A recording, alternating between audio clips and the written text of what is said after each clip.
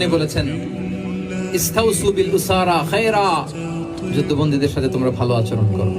বদরের যুদ্ধে 70 জন বন্দী হয়ে আসলো। বিশ্বনবী 70 জনকে সাহাবাদের মধ্যে ভাগ করে দিলেন, বললেন তোমরা খারাপটা খাবে, বন্দীদেরকে ভালোটা খাওয়াবে। কি নমুনা স্থাপন করেছে ইসলাম। ইয়ামামার বড় লিডার ছিলেন, যুদ্ধবন্দী হয়ে মদিনায় আসলেন, নাম সুমামা ইবনে উসাল। নাম কি? সুমামা ইবনে উসালকে যুদ্ধবন্দী হিসেবে আনা হলো। তাকে মসজিদে নববীর পিলারের সাথে রশি দিয়ে বাঁধা হলো। বিষ্ণু বললেন, সুমামা কি অবস্থা তোমার? কি অবস্থা তোমার? কেমন লাগে? তোমার সাথে কেমন আচরণ করা হবে বলো? বললেন, মুহাম্মদ তুমি চাইলে মারতেও পারো, বাঁচিয়েও রাখতে পারো। বিষ্ণু বললেন, সুমামা এ দুনিয়াটাই শেষ নয়, আখিরাতে বিশাল এক জগৎ পড়ে আছে।